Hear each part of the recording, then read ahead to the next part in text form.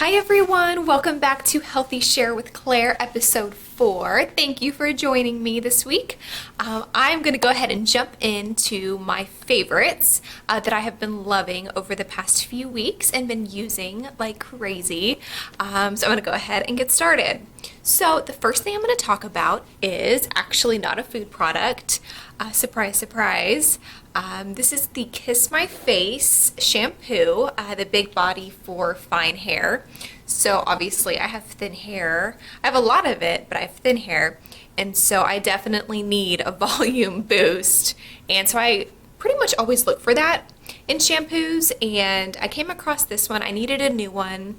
I was using it's a tea tree shampoo. I forget the brand. Oh, it was Shikai, the Shikai brand of tea tree shampoo. And I had been using that for a long time, and I think my hair just got used to it, and I needed to try something else because my hair was like really oily and it wasn't like washing out properly. It wasn't washing the product out. There was a lot of residue left in my hair, and I was like, okay, I think it's just time to change up the routine, change up the shampoo. So I like this brand of deodorant, so I figured I'd give it a try, and I actually really like it. It has argan oil in it and Moroccan oil, and I don't know, I'm really impressed with it. It makes my hair feel really soft and shiny and just easy to detangle. It does give me a little bit of lift and body, and I just really like it. The ingredients seem to be okay. It's vegan, of course, so no animal ingredients or testing, no artificial color or fragrance, no parabens, no sodium lauryl sulfates or any of that junk. And I looked it up on the Environmental Working Group's website for their Skin Deep app, and you can search any cosmetic product or shampoo or really anything and check to see how toxic it is. It'll like rate it. I think it's like a level like 0 to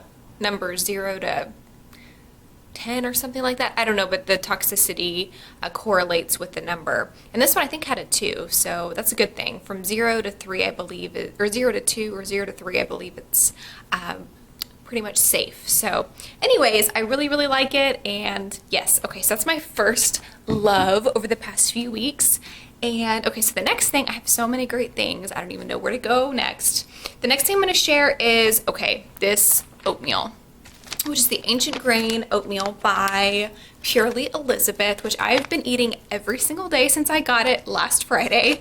I absolutely love this because it's convenient. It cooks in 2 minutes.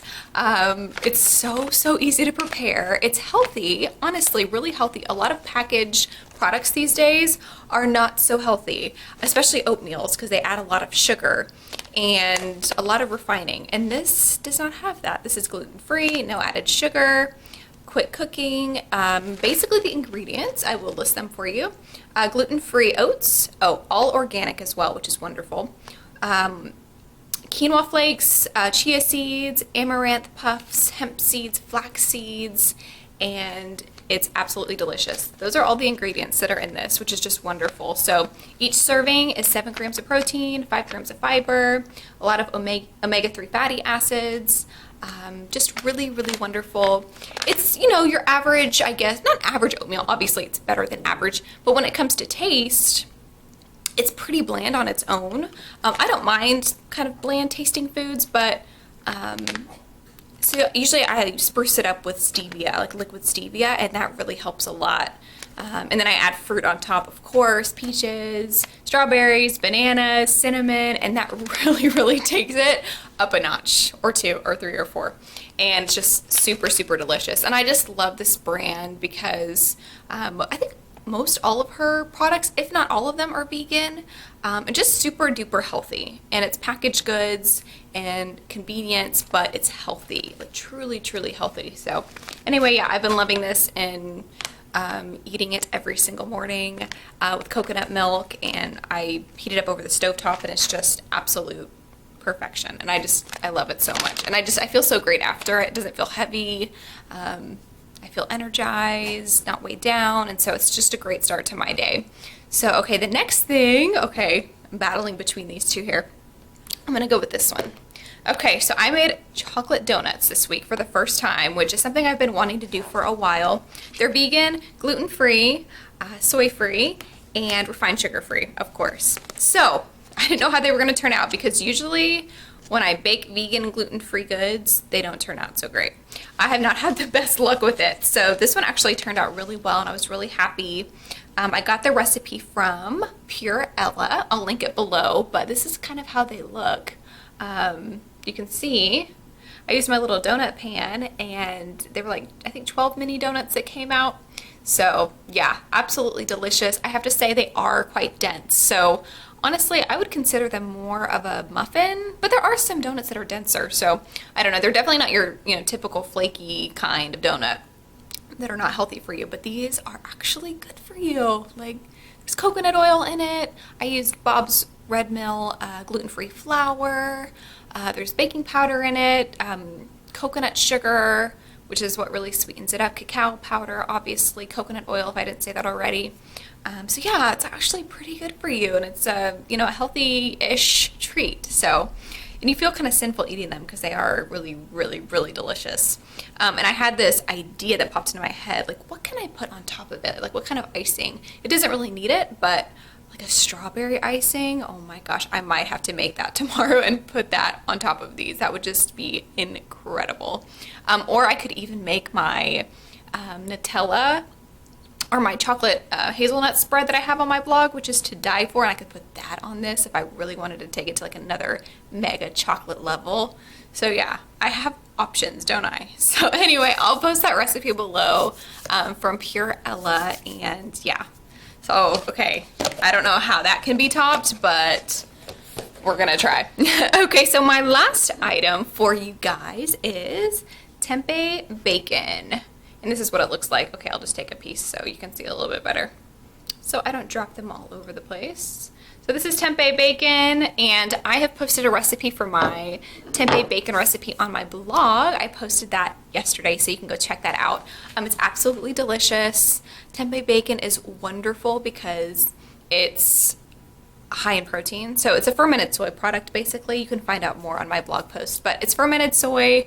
It's a healthier type of soy, or I guess not type of soy, but variety of soy, I guess, because there's a lot of processed soy out there.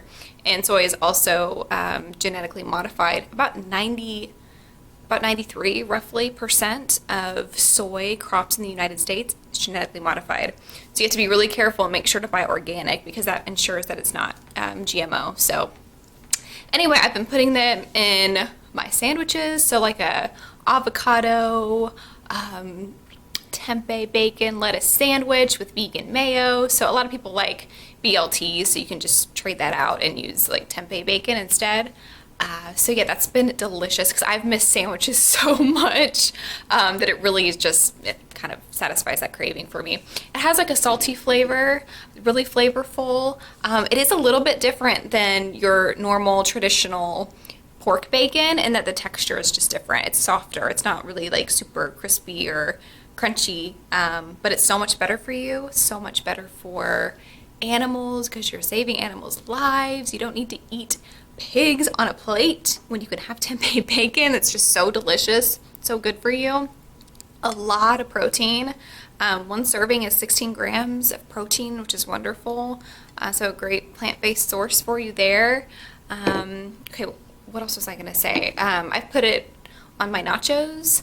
I've put it on pizza, my cauliflower scramble, which is so delicious. If you put it in anything, like it enhances the dish considerably. So anyway, that is my final favorite thing that I've been loving for the past few weeks. So I hope you guys enjoyed these. I actually have my veggie burgers going right now, which I put them on my veggie burgers with Daiya cheese and avocado, red onion. Oh my gosh, to die for. I have those cooking right now. Actually, I'm going to put these on top, so I've got to get back to those, guys. But I hope you guys have had an amazing week, and I will talk to y'all later. Bye.